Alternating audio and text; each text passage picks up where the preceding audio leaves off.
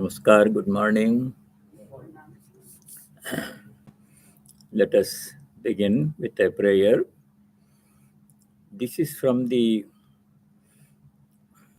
Tulsidas, from the famous Ramcharitmanas of Sant Tulsidas.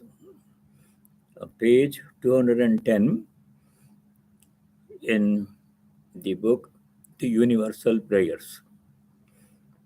All the three stanzas on that page, very beautiful verses. So let us chant.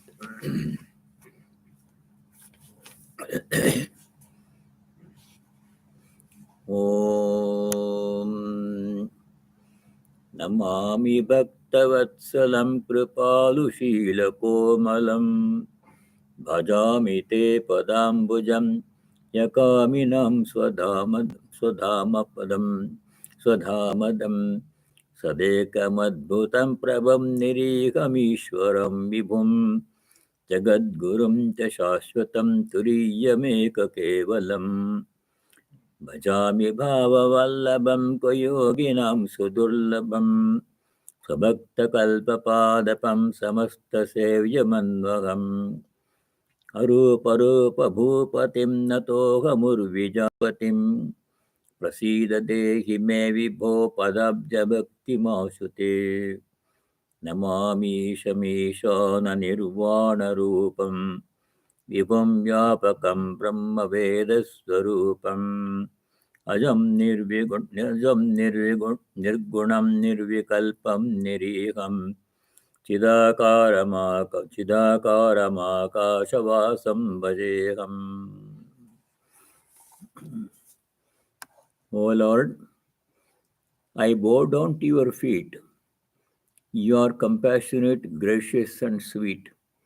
You alone, O Lord, are marvelous, selfless, mighty, and omnipresent. You are the teacher of the world, eternal, transcendent, one, and absolute. I worship your lotus feet that enable the selfless souls to attain to thy eternal abode. I offer worship to you, O Lord of love, whom the worldly minded cannot reach, but who are to the devotees the wish-yielding tree, and the object of worship to all. Lord of the universe, you are formless and yet with forms. Have mercy upon me, O Lord, and pray promptly grant me devotion to thy lotus feet. Salutations to you, all pervading the great Lord. You are liberation itself, and the revealed scripture is your embodied form. I worship you, the unborn, attributeless, and unconditioned one. You are without any desire. Intelligence itself is your nature, and the sky is the garment. Om Shanti Shanti Shanti. Beautiful poetry and sublime devotion. Let us. Swamiji, I have a question. We studying this symbolism of the people tree, upside down tree. I don't understand it completely. Can you explain it again, please? The significance of Significance, yeah. Okay. First of all, don't worry too much about the similarities. The world is not like a tree. No. Only in some respects. So that we should not push it too much. Let it be there. Yes. The purpose why the world is compared to a tree, there are two reasons. One is the root of the tree is not visible. The tree trunk and branches, fruits, everything visible. So what we see is only a part of the total tree, the upper part, visible part. And that part has so many different divisions in it, leaves and branches and fruits and flowers, whatever. And that is changing all the time. The invisible part is what provides the nutrition. to the tree, the root. Without the root, they cannot live, but we don't see the root. So in the same way, for this world, we see the product, the world we see. So many people think good and bad, suffering, pain, pleasure, but you don't see the cause of this, the root of this world. The root is Paramatman, the Lord. Right. We don't see the root, so He remains invisible from you. So that is. So what should we do? We should not remain content by looking at the tree alone. We should not remain content by looking at the world alone. This is not all. The main part is invisible God. So we should transfer our attention from this world, which is always changing, comes and goes, things come and go, to the cause, root of this world, which is Paramatma, God. So this is not the main thing. The source of the universe, the Lord, is the main, that whom we should try to look at. So transferring our attention from the world to the Creator. That's Karya Karana Drishti. One reason. Not be content with worldly things. Seek God. Second reason is, in this world everything is changing. Nothing is constant. So we should not become attached to anything in this world. Our relationship with people, our relationship with the body, property, money, fame, life, everything is coming and going, changing. So we should not become attached to it and expect it to be always with us. They will not leave us. And the body will leave one day. So we should become attached to one which is not changing, not going. That is God. So instead of becoming too much involved in this work, in this world, which to some extent is necessary, we have to. But that's not the main thing. The main goal of life is to know God and not be content with the world. So detach from the world, move towards God. Those are the two reasons. Exactly. Okay. Otherwise, the details of comparison, don't worry about it. No. Yes. Okay. Thank you. So we go to shloka number 3. The first two verses are description, comparison. That we have done. Now the important part comes here in the shloka 3 and onwards. न rūpamasyeha tathopalabhyate nānto na cādirna sampratiṣṭhā ashvatthamenam savirūಢamūlam asangashasтрena dridena chittva. In this shloka number 3, the main goal of human life is indicated, not explained, but indicated. So let us see. Asya iha rūpam na upalabhyate. No matter how much we study this universe, in all the sciences, branches of science, astronomy, chemistry, all those things, we try to know different aspects of this universe. But still you cannot know. Only what you know is very small fraction of what is there. The universe is so vast. So many scientists have spent all their lifetime studying this universe for centuries.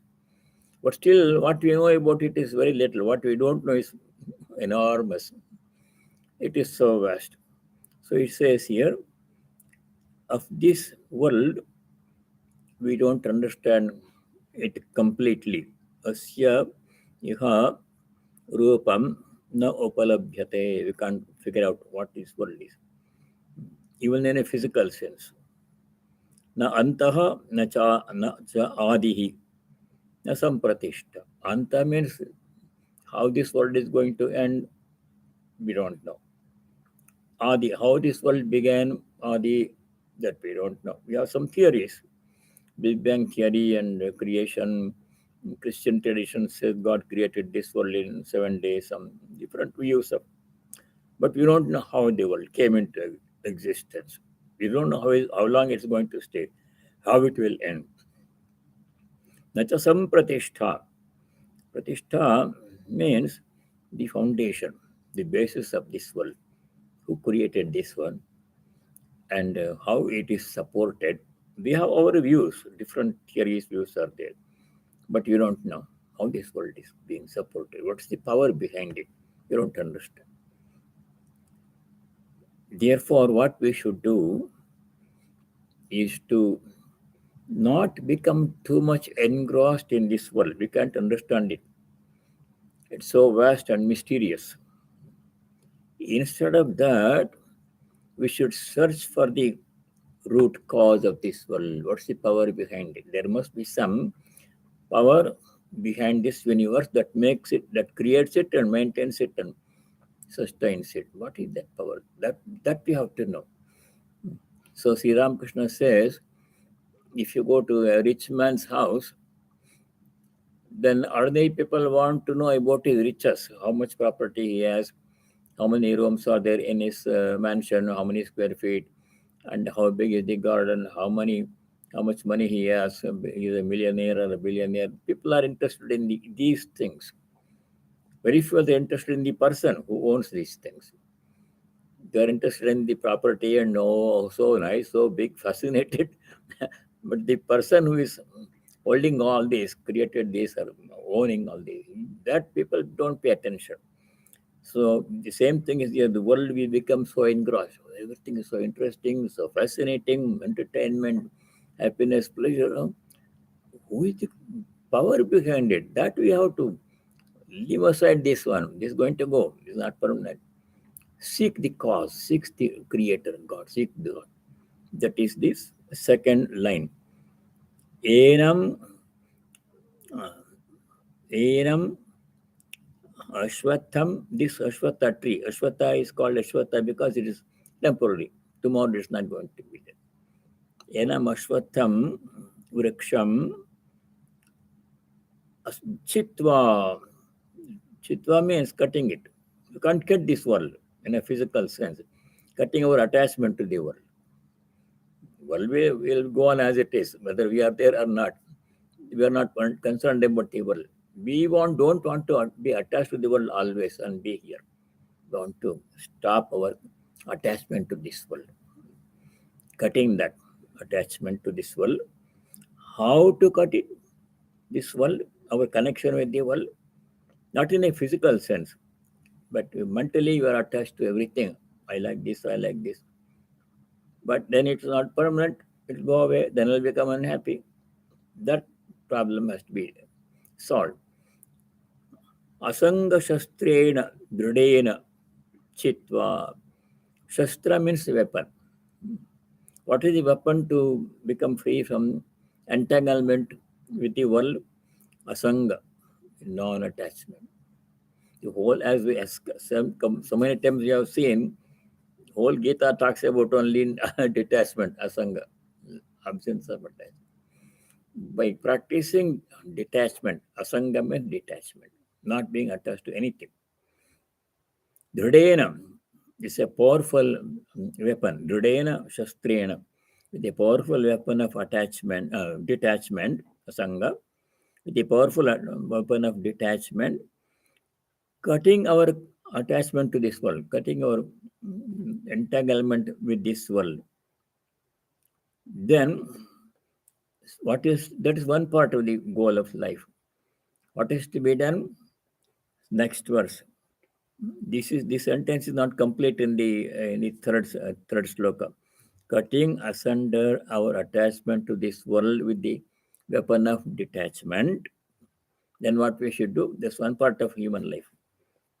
Tatah padam tat parimargitavyam yasmin gata nanivartanti bhuyah tameva chadyam purusham prapadye yatah pravritti prasrita purani. This sloka 3 and 4 had to be studied together. They are one sentence. Tataha, then after cutting asunder attachment to this world with the weapon of detachment, then what we have to do? Tata, then next step is tat padam parimargitavyam. Pada means the goal or destination. Pada here means our destination is not the world. Our destination is God. Brahman, Vedantins say, personal God, devotees say, whichever way we like. Our goal is not this world. This is only a temporary place. We have to transfer our attention entanglement from with this world to the creator God or Atman Brahman. That is the goal of human life.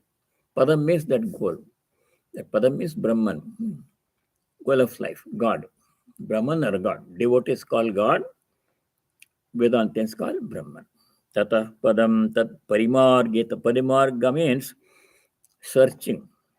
We have to look for the cause of this world which is invisible, transferring our attention from the details of this world, which is changing, coming and going, can't depend upon it.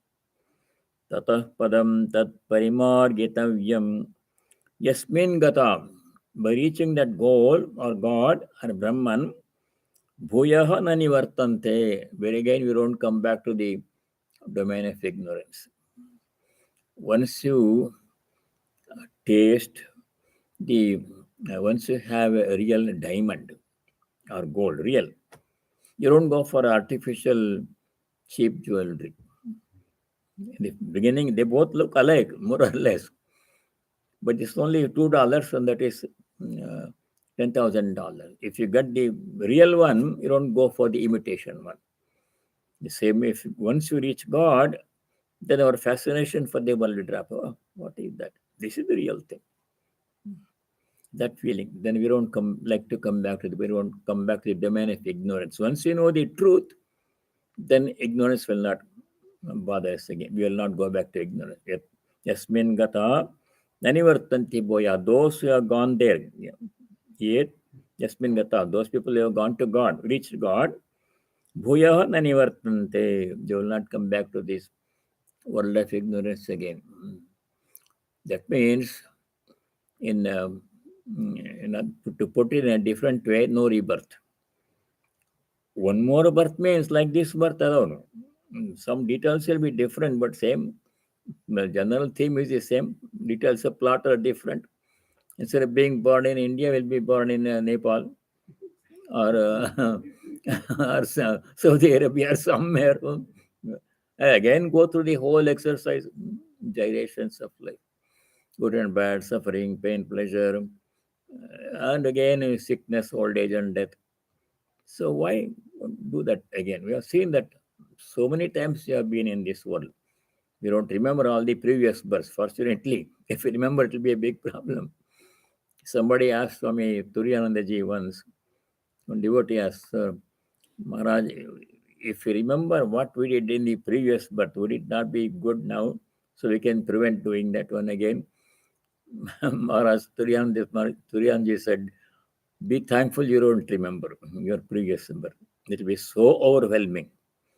Even if in this world, in this life, so many things happen. If all of the memories come to us together, what happened so far will be overwhelming. And memory of previous birth is we can't handle it. We become insane. We'll become mad. So don't wish for that, he said, Swamiji said. So why come back to this world of suffering? Bhuyaha nani vartante. Those who reach God, they don't like to come back to this world. They don't come back to this world. So once you know the truth, once you come to the light, you don't want to go back to darkness again. So that there is no rebirth for such people. Tatah padam tat parimargitavyam. Parimargitavyam is jnatavyam. We have to know the root cause. We have to know God. The supreme goal. Padam means supreme goal of life, which is God. Yasmin gataha. Those who have gone there once, reached God, punaha bhuyaha nanivartante. Bhuya means again, or ekbar. We don't want to come back. Tameva chadyam purusham prapadye. Prapadye means I take refuge. I take refuge in God, supreme reality, Brahman or God. Prapadye. Prapatti means Sharanagati. Adyam Purusham. Adi means beginning. Adyam Purusha means supreme being, primordial being. Before the divine supreme reality Brahman, there was nothing else. He is the first one. And his beginning is not traceable. Anadi. Tamayo Adyam. Adyam is primordial, beginning. Tamayo Adyam Purusham Prapadye. I take refuge in that supreme primordial reality, Purusha. Yataha Pravritti Prasrita Purani. Yataha, from whom? From God. Purani Pravritti Prasrita. Pravritti means creation. Purana means ancient. This ancient creation, Prasrita means emanated, came into existence. So these two slokas, 3 and 4, they do two things. They tell us that this world is not our final destination. This only temporary. You are passing through this as a journey, as a traveler. This is not our permanent abode. Sooner or later, we'll have to leave this world. What is our permanent abode? Destination? God, Brahman. Personal God for Bhaktas, Brahman for Vedantins. That's where we have to go. How to go there? First, we have to cut our attachment to this world. What is the weapon? Asanga Shastra, the weapon of detachment. And what is attachment? This is explained in the Shankara's commentary. In sloka number 3 commentary, Shankara says here, Asanga Shastrena, Asangaha Putra Vitta Lokaishwanabhyaha Vyathanam Tena Asanga Shastrena Dradena Paramatma Abhimukhya Nischay Dradikritena Punah Punah Viveka. You have to use this weapon of detachment. What is detachment? Is explaining here. Detachment is freedom from all the desires. Desire for wealth or money, fame, youth, beauty, sensory enjoyment, food and property. All the desires have to be given up. That is detachment. So in the commentary, Shankara says, Asanga Shastrena, Asangaha Putra Vitta Lokaishanabhyaha. Putra means son. Putra, generally it means progeny, children, grandchildren. People want to have children, grandchildren, because they hope they bring happiness. So nice to have a child, nice to see the child grow up and become a nice boy or girl, and they will bring happiness. That desire is there, that expectation is there. Sometimes it happens, sometimes it doesn't happen. Generally, it's a mixture. Parents know there's not always pure joy. There is joy in bringing up a child. It's undeniable. It is happiness. But it is not pure joy. Sometimes there's some trouble also come. Children create trouble also. They become sick. Then we become unhappy. If children become sick, then parents become unhappy naturally. They're very beloved children. So all that is attachment, hoping it will bring happiness, should be given up. That is putra eshana. Eshana means desire. Putra eshana, desire for progeny. Second thing is, then your question comes, should people not have children? Then if nobody has children, then how the world will continue? That question people ask. You can have children, but we should do our duty. First of all, if you have a child, we have to take care of it very nicely. Provide good health, living environment, teach them good things, and create good samskaras, and take good care of them. There's a lot of work is involved that has to be done. Second thing we have to do is, whatever happiness or unhappiness they bring, we have to bear it calmly. We should be prepared for that one. Before we have children, we should be prepared that the child is going to come. It may bring happiness. It will bring happiness, definitely. Nice to see a child grow up. Take care of it round the clock. Although it is a lot of pain for the mother, but it is mixture of good and bad. And then the child may bring a happiness when it grows up, or it may bring enough. It may usually a mixture of both. So be prepared for that one. And don't be attached. One day the separation will come. Child will be there, I have to leave. Generally, parents have to go before the children. Sometimes the opposite happens, which is very painful. Putra shoka means when the child dies in front of the parent, there's the most intense pain for the parents. I don't know how they bear it. And those who have had this bereavement, they suffer so much pain because a part of you, you brought it up and leaving before you. So that pain is come. And you have no control over it. So we have to be prepared mentally for all those things. Generally, parents outlive. Parents leave before the child leave. That is good. So all that we have to be prepared and be ready. Then you have children, and don't become too much dependent. If they bring unhappiness, yeah, I knew that, so it's okay. I'm ready for that one. So when separation comes, I'm ready for that one. I'm prepared. I knew that one, like that. So it comes with a uh, price tag attached to it. Anything, having not only children, having anything, having the body itself comes with a big price tag. You have to take care of it. In the beginning, it gives pleasure when you are young, youthful, you don't have any health problem, you're enjoying. And then middle age, problems begin. Old age, don't ask me. So that is detachment, not becoming dependent on anything in this world. If they are there, thank you for being there. Take good care of you. Do my duty. If they leave, thank you for being with me. I've done my part. That's detachment. So putra yashana, vitteshana. Second thing is, first is progeny, children, grandchildren. Second, vitta means money. People are so much want to have money, more and more money, greed. Some money is necessary, required. We have to make money. Otherwise, how do we live? In the Karma Yoga lecture, Swami Vivekananda said, a householder has to make money. This is duty. But money itself is not bad. In good hands, money is not bad, Swamiji says. But the two things we have to do carefully, watch carefully.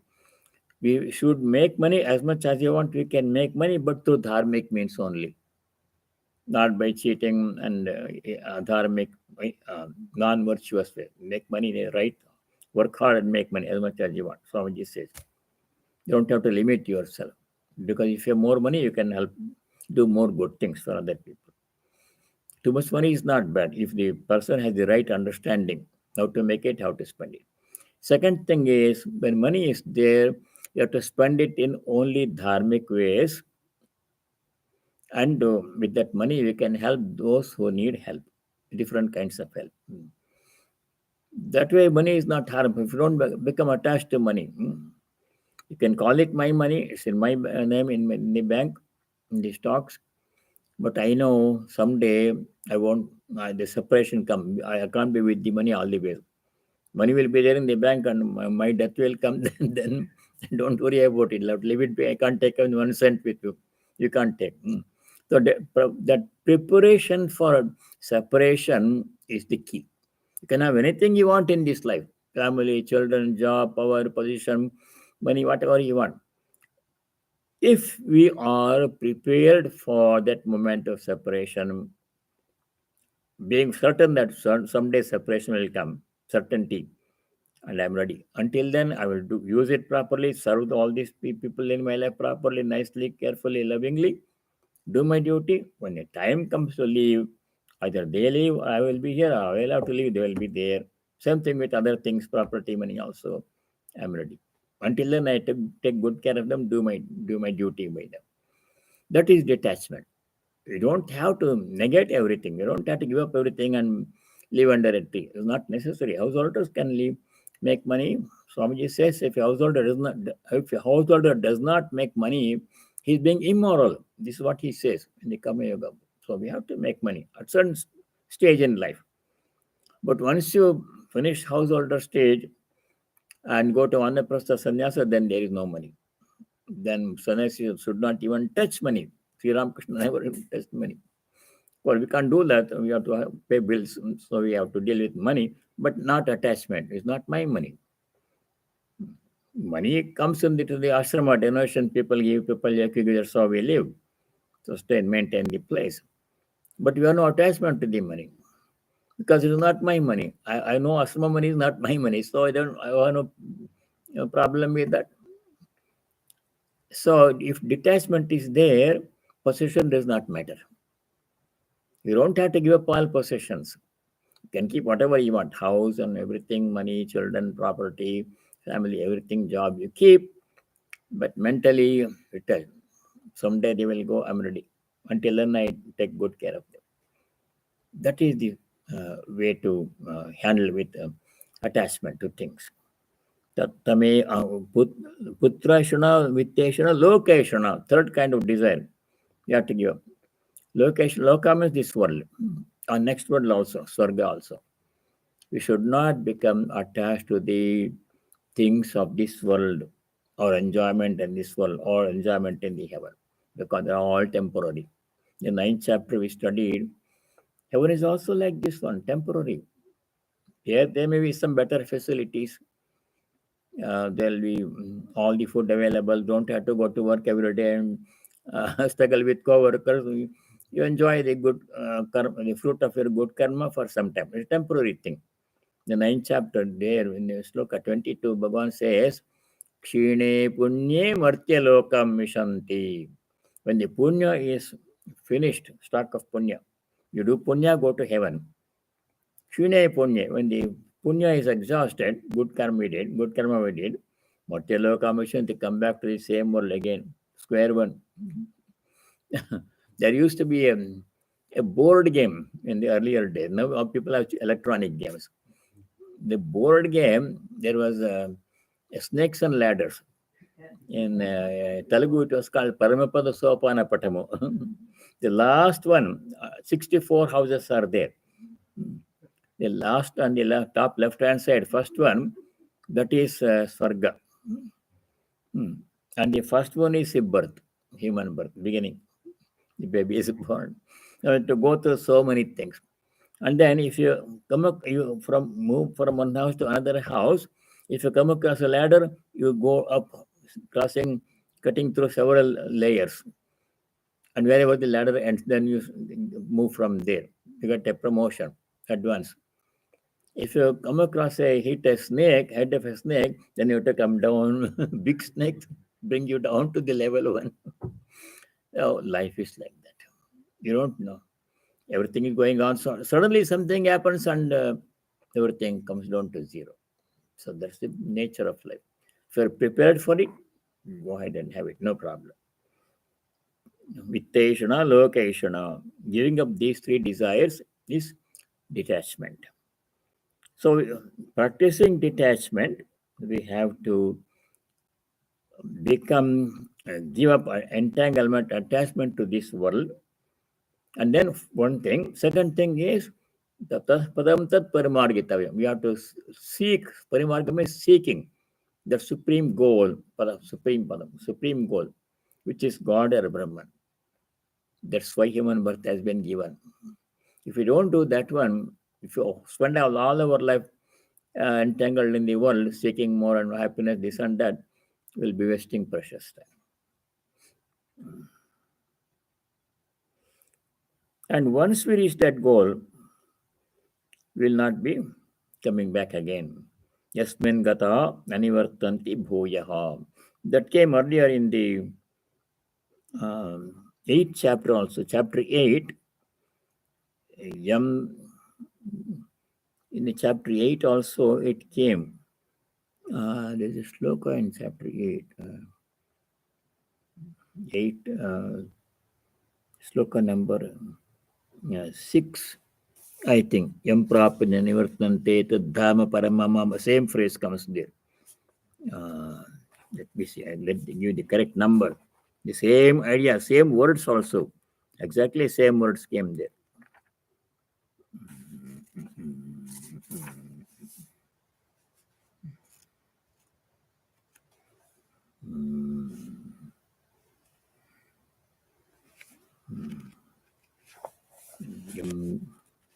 Yasmin gata nanivartanti bhuyaha.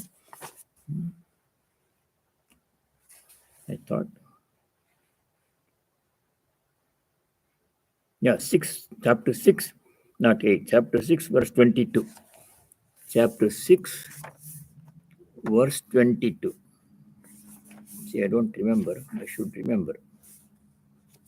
Same idea came there.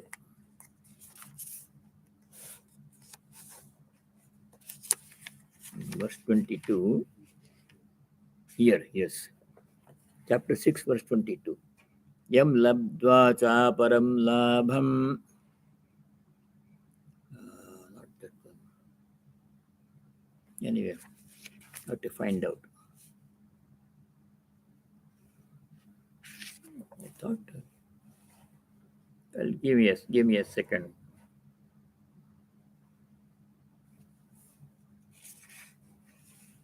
Jita sanga dosha. Oh, here it is. 8:21. Now finally I found it. Chapter 8:21. Same phrase comes there. Chapter 8:21. Mm-hmm.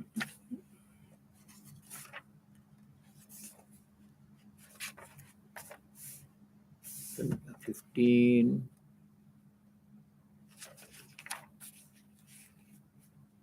Yeah. Chapter 8, verse 21, second line. Yam prapyada nivartante taddhama paramam mama.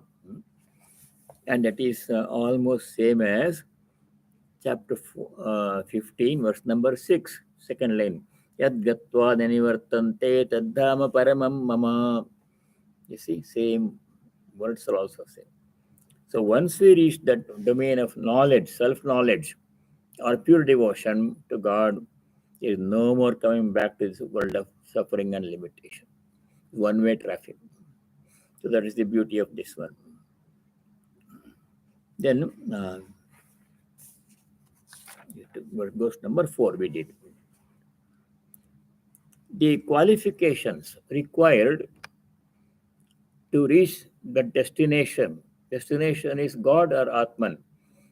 Once we reach God, then we are safe. We don't have to come back to this world. Even if you come back to this world, we'll be jnanis, bhaktas from beginning, childhood. We won't be entangled by it. Some people have to come back even after reaching realization. The purpose of their rebirth is only to help other people, not to work out their karma. There's some very rarely some people do come back after reaching God, after reaching realization. But there, when they come back, the purpose why they come back is not to go through the again world again, pain and pleasure, happiness and happiness, but only reason why they come back is to help other people who are struggling, who need help. That happens. In the case of avatars, when the avatara comes, Rama or Krishna, some such avatara come, some other characters will come to play a part in the drama. When Rama came, Lakshmana, Bharata, Sita, they all came. So they are not going to come back again. If they do come back, then the only purpose why they come back is to help the world. So these are called Ishvara Kotis. In the case of Sri Ramakrishna, there were 5, 6 Ishvara Kotis. Ishvara Koti means two kinds of beings are there. Jiva Koti, Ishvara Koti. We are all Jiva Kotis. Jiva means individual beings, limited beings, pain and pleasure, knowledge, ignorance. Ishvara Koti means they are God themselves coming in human form to help the creation. So there was 6 Ishvara Kotis when Sri Ramakrishna came. Who are they? One is obviously Swami Vivekananda, Swami Brahmananda, Swami Premananda, Swami Yogananda, Swami Niranjanananda. 5. And one other person, Purna, one other who didn't become a sannyasi. These people, they accompany the avatara to help him. They help the avatara to play the part, spread the dharma. What is the purpose of avatara? Fourth chapter we studied. Paritranaya sadhunam vinashaya duskritam dharma samsthapanarthaya sambhavami yuge yuge. In every yuga, the Lord is saying, Sambhavami, I will come back in human form to the human world. That's how we can understand. Only God comes in human form, we can communicate, understand the teachings. Otherwise, God is teaching to all of nature, we don't understand. Yuga yuga sambhavami, I will come back again and again. Why does God have to come back? There's no need for him. He says, Dharma samsthapanarthaya, to establish dharma. When dharma goes down, adharma dominates, then at the right time the Lord will come to human world, wearing a human form. For two reasons. Dharma samsthapanarthaya, that is one reason. Paritranaya sadhunam. To sadhu means people who are seeking God, good people, sattvic people, to help them, to lift them up. Paritranaya sadhunam. Vinashaya duskritam. Duskrita means, duskritina means those who do bad deeds. Tamasic people creating trouble for other people, to punish them. Vinashaya duskritam. Like in the case of Sri Rama, then he came to take care of many of the asuras. Ravana was the main one, but there are so many other asuras at that time. Khara, Dushana, all those people, they were giving trouble to human beings. So they take care of them. Dushkata. So in the same way, when Ishvara Kotis leave the body, they come back again. For ordinary people like us, we don't have to come back. We don't have that responsibility of coming back again and helping people. We are not meant for that one. We don't have to. We are free. Once you reach God, permanent cessation from all problems and worries. So that is the sloka number 4. Now, to do this one, we need certain virtues, qualifications. What are they? What kind of disciplines we have to do to reach God, to leave attachment to this world and reach God? Those are explained in verse number 5. Very important verse, sloka number 5. Practical instructions are given. Wherever there is practical instruction, there we have to pay special attention, because those are the things we have to do to reach our goal. So sloka number 6. Nirmana mohajita sanga dosha adhyatma nitya vinivritta kama dvandvair vimukta sukha dukkha samjnai gacchantya moda padamavyayam tat. Amudaha. Muda means Mugdha means a deluded person. Aviveki, does not know what's right, what is wrong. Muda. Sometimes when some people scold, they say, you are a Muda, don't you know this is wrong, we should not do this one. Muda means deluded person, does not know right and wrong. Amudaha means intelligent people, wise people, Buddhiman, Buddhaha. Amudaha, wise people, Gachanti, they reach, they go where? Tat avyayam padam, that imperishable, unending, eternal goal. Avyayam means imperishable, eternal. Padam means goal, which is God. Intelligent, wise people reach God. To reach God, what other qualities they must have? All mentioned here in this sloka. First one, Nirmana Moha. Mana means respect, honor. Nirmana means not expecting to be respected by other people. That means one should not have the feeling of superiority. I know so much, I have so much, I own all these things, people should respect me, bow down to me. That's very opposite of good. It should not be done at all. We should never have that feeling. We should be humble. In the 13th chapter, this was the first thing we studied. That 13th chapter, sloka 7 to 10, we studied 20 different qualities of a jnani. Those qualities you have to practice to become a jnani or a bhakta. What was the first one? amanitvam, adhambitvam, ahimsa, kshantirarjavam. 13th chapter, sloka number 7. So, amanitvam, nirmana means not having an exaggerated view of one's own virtues and expecting other people to praise us. Very bad quality for a seeker of God. Nirmana moha, free from egoism, pride, and moha, free from delusion. First quality, nirmana moha, first two qualities, devoid of egoism and delusion. Second quality is jitasanga dosha. Jita means one who has conquered. Conquered sanga dosha, the defect of attachment. Wherever you go, this detachment will come in the Gita. You can't escape that one. Jitasanga dosha, overcoming the flaws of attachment. Sanga dosha. Sanga is a dosha. Dosha means defect, bad thing. One who has conquered the flaw of attachment, jitasanga dosha, those people, nirmana moha jitasanga dosha. Third quality required is adhyatmanitya. Adhyatmanitya means constantly practicing spirituality, awareness of spiritual spirit, God, awareness of God. So let us see what the commentary says. Nirmana moha jita sanga dosha. Here. Adhyatmanitya jita sanga dosha visa. Paramatma surupalochane nitya tatparaha.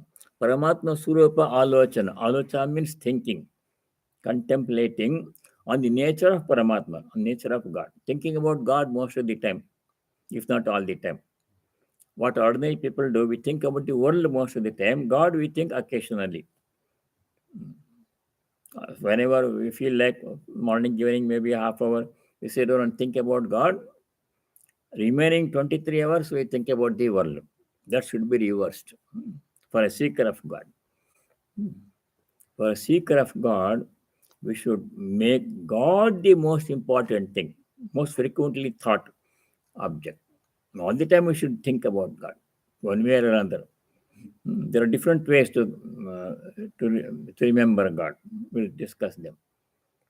And very little attachment time spent in the worldly matters, as much as necessary minimum, not too much entanglement.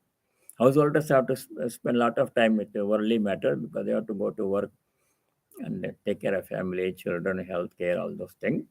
Much of time goes there.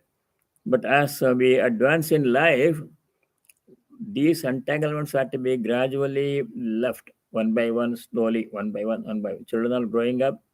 Once they finish high school and leave home, then much of the work is reduced. Otherwise, every day, until they are in high school, every day you have to take care of them. Did you do your homework? You get up on time and get ready, pack breakfast and pack lunch and school bus. All that will stop when the child goes to college because they go to college in a different town. No child wants to stay in the same town with the parent when they go to. How they think. They stay in the dorm. First year they have to stay in the dorm. Then that daily entanglement is not there. You have to pay the bills, and they come home whenever they have vacation. But otherwise, the time spent for the child care is becoming very much less at some point when they grow up. And when they finish college degree and go to work for a couple of years, and then go to graduate school, then they are on their own. So with time, gradually our entanglement must become less and less, less and less. That's the nature of life. We have to do that. We should not be continuously being attached to all of them all their life.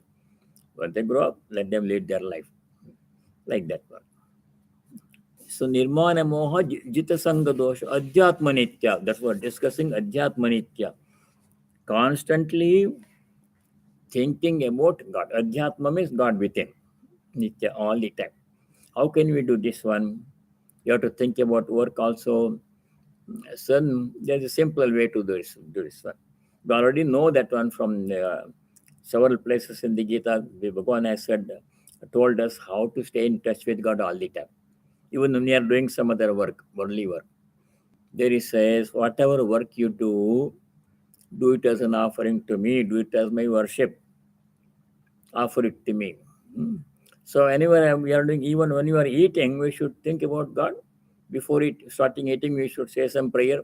Some people say Gayatri Mantra, some people chant 15th chapter of the Gita, some people, Christians say grace. That has to be done.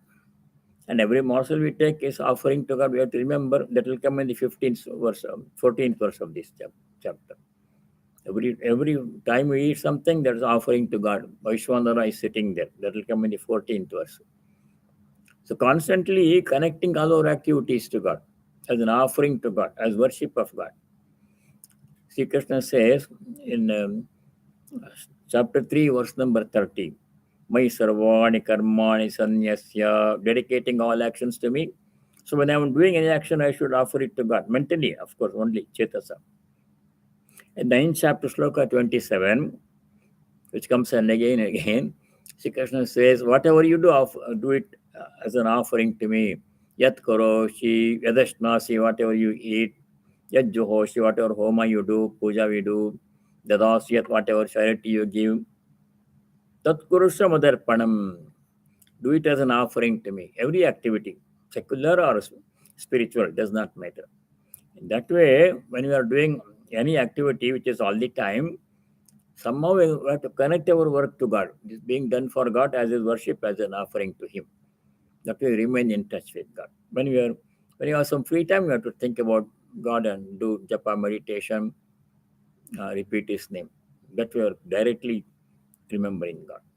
So Adhyatmanitya, constantly remembering or staying in touch, mentally staying in touch with God. Adhyatmanitya.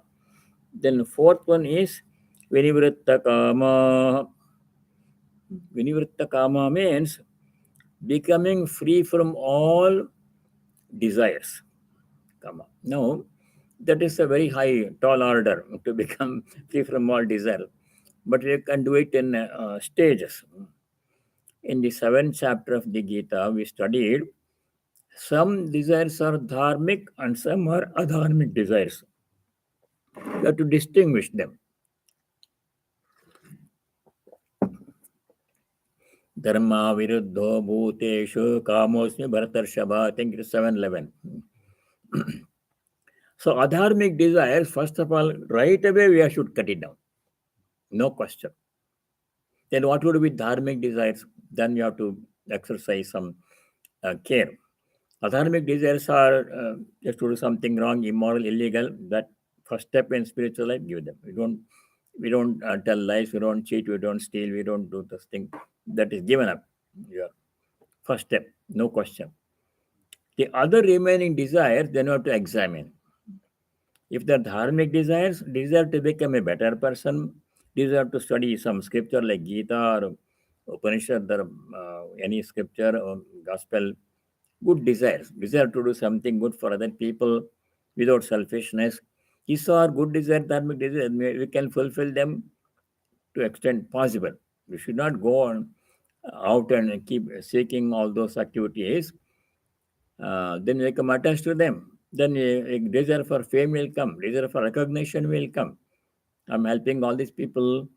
I'm doing so much social work that pride will come. So we have to be careful there also. To the extent possible, necessary. Not too much entanglement, no attachment, no expectation of fame or reward. You have to be careful. And whenever there's a little bit free time, we quickly go back to repeating God's name. Whatever Sri Rama, Sri Rama, Krishna, Narayana, your choice. What name you repeat, your choice. All names are God's names only. So in the many times I mentioned the story of the Russian pilgrim.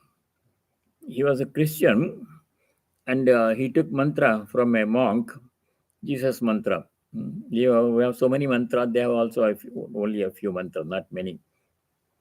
The mantra was Jesus Christ, have mercy on me. Jesus Christ, have mercy on me. A monk gave him the mantra and he went on repeating. He was told to repeat 3,000 times a day. The monk guru told him, repeat the mantra 3 times. This man didn't have a job or anything. One hand was injured. He couldn't do any work. Didn't have any property, money. His wife had passed away. no children, no property, no place to stay, poor man. And on walking here and there, doing some odd jobs, eating bread and drinking water. Repeated for 2 weeks. Then the Guru said, repeat it 6,000 times a day. How to remain in touch with God? We are discussing Adhyatma Nitya. He repeated 6,000 times a day. And same problem came to him. When he sat down to repeat japa, do japa, his mind was wandering everywhere. Manuvato, the Holy Sifurai. And then back ache came, neck pain came, knee pain came, and sleep, felt sleepy. But he persisted. Persistence. Then after some time, the Guru says, repeat 12,000 times a day. Keeps on doubling the prescription. It takes whole day, but he got used to it. After a few weeks, it became easier. Beginning, it lot of struggle to do. If you persist in your practice, as that pilgrim did, it became easier and easier. Then it became automatic. And afterwards, the Guru says, now you don't have to keep track of the number, just keep on all the time. So that man did that one. All the time he was repeating. Of course, you cannot be like him. He didn't have a job, he had no family to support. He was walking from place to place, no transportation, no money. You can't be like him. But as much as possible in our life, we have to repeat God's name. Constantly remember God. Whatever work we are doing, we have to do it as offering, as worship. That way, connect our work to God. So, constantly practicing the presence of God, as Brother Lawrence did. That is Adhyatma Nitya. Very important quality. We have to cultivate that one. It takes some effort, but we have to do it. For Vinivritta Kama, giving up, we are discussing Vinivritta Kama, giving up all desires, or at least adharmic desires, and examining dharmic desires whether to fulfill or not. Not pursuing everything that comes to the mind. The moment a desire comes, we should not get up and start fulfilling it. That will not be good. Then we will become yayati, problem will come. Dvandvair vimuktaha. Dvandva means pairs of opposite. What are pairs of opposite? Sukha dukkha samjnai. Sukha dukkha, pain and pleasure, happiness and happiness, gain and loss, profit and loss, success and failure. All these things happen in our lives. Dvandva. Life is full of dvandva. Now, what we were told early in the Gita, second chapter by Sri Krishna, was become free from dvandva. Remember where it was told? Second chapter, verse number 45. There, Bhagavan Sri Krishna gives very important instruction. Become free from the three gunas, become free from dvandvas. Traigunya Vishaya Veda Nistrayigunya Bhavarjuna Nirdvandvo Nityasattvastho Niryoga Kshema Atmavan. Nistrayigunya Bhavarjuna. That is what in the previous chapter, 14th chapter. No trigunas, become free from them. Whole chapter was there. The next instruction was Nirdvandva Bhava. Become free from the pairs of opposites. Don't become too much attached if good things happen. Don't become too much depressed if bad things happen. Remain equanimous. Good comes, bad comes, good goes, bad goes. Nothing is permanent. Changing scenario. You remain calm. When somebody praises you, don't become too much elated. Somebody blames you, keep quiet. Don't react and become angry and hit him back. That won't be appropriate. So remaining calm. Nirdvandva bhava. Same thing here. Dvandvair vimuktaha. Free from the dvandvas. Sukha dukkha samjnahi. Dvandvas of sukha and dukkha. Happiness and happiness. Then such people who have all these virtues, practice all these virtues, amudaha, they are free from delusion. The right thinking, clear thinking, not muddled thinking, delusion. Everything is clear. The thinking is very clear. No confusion, no delusion. Such people, amudaha, what do they do? What happens to them? Avyayam padam gachanti. Tadavyayam padam gachanti. They reach the supreme goal, imperishable goal, which is God or Brahman. So to reach that goal, you have to do all these things. Then this came to remain calm, dvandvair vimuktaha, under all circumstances, It has come many places in the Gita. Two places I will remind you. One is second chapter, sloka number 38, 238. There, Bhagavan Sri Krishna says, Sukha dukhe same kritva labha labho jaya jayau. Sukha dukha, labha alabha, jaya ajaya. Happiness and unhappiness, profit and loss, success and failure. These come to everybody's life. Nobody can always succeed.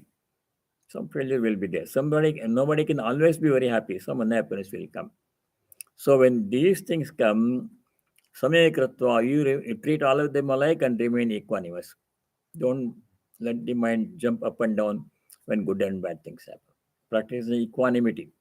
This came again in the fifth chapter, sloka number 20, 520.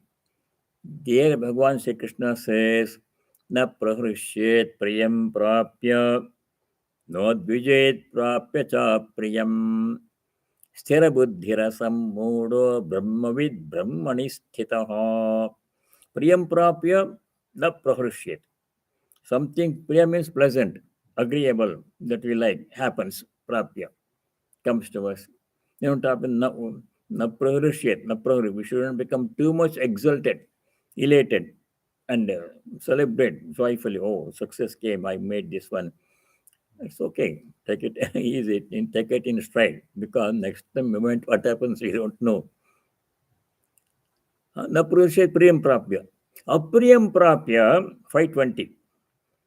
When something unpleasant, disagreeable, painful happens, now udvijet, should not become too much depressed, angry, depressed, and cry uh, uh, and create a lot of difficulty for oneself and other people. So should not become too much upset. Some you will be upset to some extent. You have to control the amplitude. You all become upset at some time or other. We all enjoy some time or other, but we should guard how much. We should reduce the amplitude, because too much in one direction is not good. They will disturb the mind and obstruction to spiritual life. Too much elation, too much depression. We remain calm. A little bit feeling will be there. Allow something. Can't be like stone. We have feelings. We can express happiness when good things happen, express sorrow when something bad happen. To some extent, it's all right. Share our problems with others. It's okay. Comforting to unburden oneself, but not too much in either direction. So amplitude modification, limiting how much unhappiness, so how much happiness. These disciplines have to be practiced. So I'll chant the sloka once more, very important sloka, number 5. Then next time we go to sloka number 6. Nirmana mohajita sanga dosha adhyatma nitya vinivritta kamaha dvandvair vimukta sukha dukkha samjnaihi gacchantya modha padamavyayam tat. That is very nice sloka to be practiced, practical instructions. Next time, God willing, we'll do sloka number 6 onwards. Sloka number 6 is a fantastic sloka. It exactly same thing comes in many Upanishads. Everything happens by the power of God, by the will of God. Our life also. We'll study that next time. Let me say the closing prayer. Om Sarve Bhavantu Sukhinah Sarve Santu Niramayaha Sarve Bhadrani Pashyantu Ma Kaschid Dukkha Bhag Bhavet. Om Shanti Shanti Shanti. Om, may all be happy. May all be free from diseases and other problems. May all know and practice what is noble, auspicious, and dharmic. May no one be subject to misery. Om, peace. Peace be within us all. Peace and harmony be amongst all beings. Peace be everywhere in nature. Hari Om Tat Sat. Sarvam Sri Ramakrishna Arpanamastu. Thank you, all of you. Stay well. And remember, next week we have the celebration, 25th anniversary celebration. Sarvadevanji is coming on April 6th. He'll be there for 6 days and participate in the celebration, you will get the notice by email. Thank you very much. Namaskar.